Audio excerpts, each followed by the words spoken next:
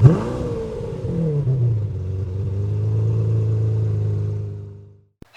and welcome back to the channel, everybody. And if you're new here, hello, thanks for watching. If you like what you see, please like, comment, subscribe, do all that good stuff. This is Motor Mike Media, and as always, I'm Motor Mike, and today we're talking about the warning signs that something could be wrong with your vehicle. There's a lot to go over. You're going to use a lot of your senses. Don't ever use taste, though.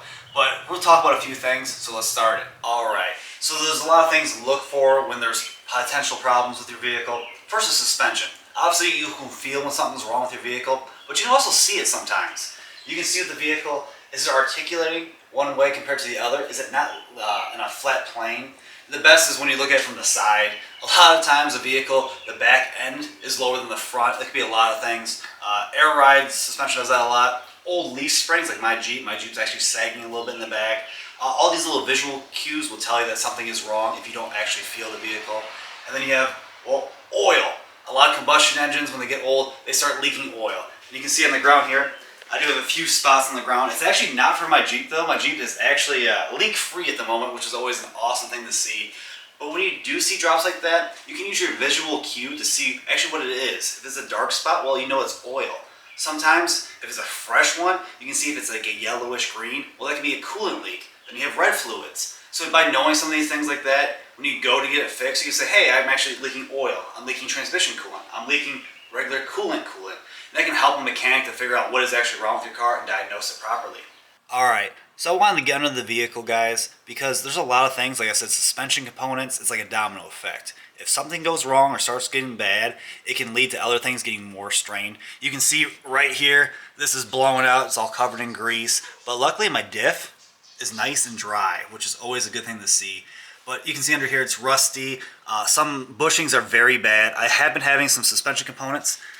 It's kind of hard to see, but over here, lots of rust. There is a clanking sound when I drive, but let's do some driving and talk about things you should feel or listen for when you're driving a vehicle. Alright guys, so when you normally have a problem, it's when you're driving the vehicle.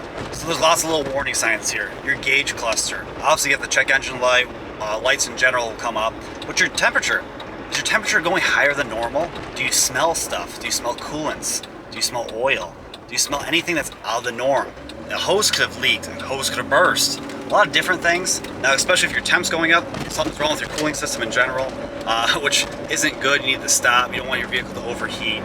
But when you're driving, like I said, I have a clunking in my front end, and I can hear that. It's like a grinding, a clunking sound. Now, when you're driving your vehicle, what's out of the normal? Do you have vibrations coming from the steering wheel? That's not a good sign. A lot of times when you have a combination of weird sounds from the front and a little vibration from your steering wheel, if you're at high speeds, or you hit something like railroad tracks or a big pothole, you can get death wobble, where the steering wheel will shake violently, which can cause a serious accident and lots of damage to your vehicle. You don't want that. So, like I said before, when you're driving a vehicle, you're using your nose, so you're smelling something weird. You're using your sight. Does something look off? You look at your gauge cluster. Is your oil temp, is it not right? Is it lower than it should be? That's not a good sign. You don't want your engine needs oil to live. You don't want it to be too low. And your temperature, you don't want your engine to overheat. Other things, sounds like I said before, that big clunk. I'm actually bottoming out a little bit when I hit larger bumps, which is not good at all. Two things play in a factor of that. I need new shocks. I need a whole new front end. I think my tires are a little bit too big for this actual vehicle, so I'm maxing out my travel, which isn't a good thing. But it's all things to look for. They're all warning signs that something can happen. And the domino effect, I probably said it 3 times already.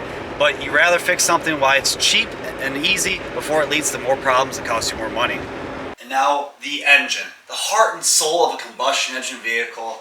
Now this drives your whole vehicle, and there's a lot of things that can potentially happen to it. Now a lot of times when you have a car with a higher mileage and stuff, you might hear weird sounds from your engine. And if you hear anything wrong with your engine that's not normal, please go get it checked.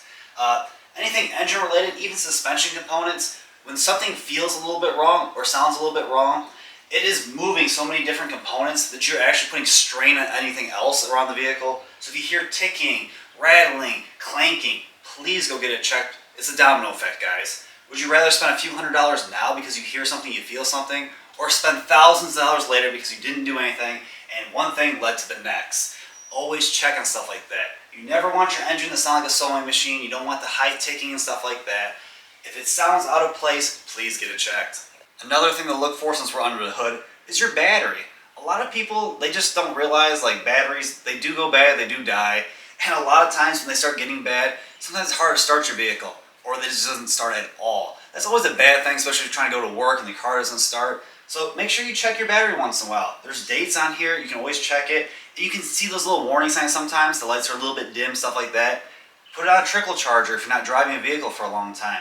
You never want to get stuck somewhere or be late somewhere because of a simple battery problem.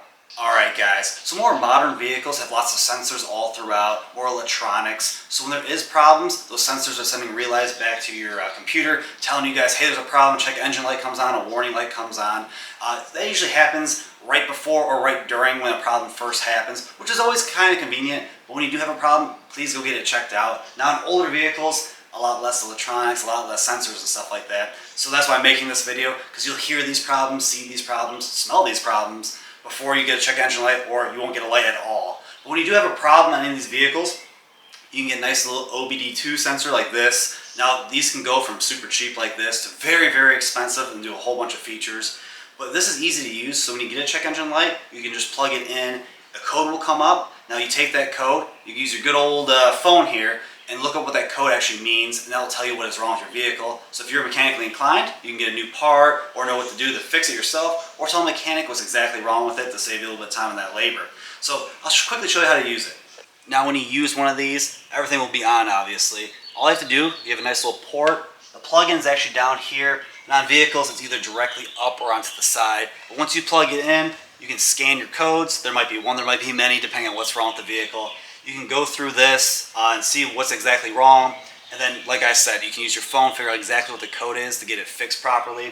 Now, I'm going to actually do all this in a separate video. We're going to get into the deep dive of what's truly wrong with this vehicle, because I want to fix this vehicle up. Not make it showroom, but make it more presentable. Make the paint look good, make it mechanically sound. So that'd be cool to see, so stay tuned for that. Alright, so that was some of the warning signs you guys should look for. Like I said, the domino effect, spend a little bit of money now instead of a whole lot later. But that's things to look for, listen for, smell, feel, little things like that that can lead to very, very bad problems later down the road.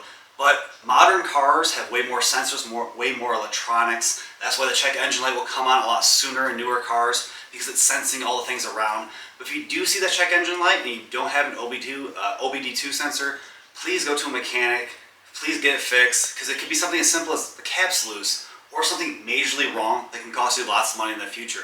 But that's all I have for you guys today. I thank you all for watching, and if you haven't already and you want to, please check out my channel.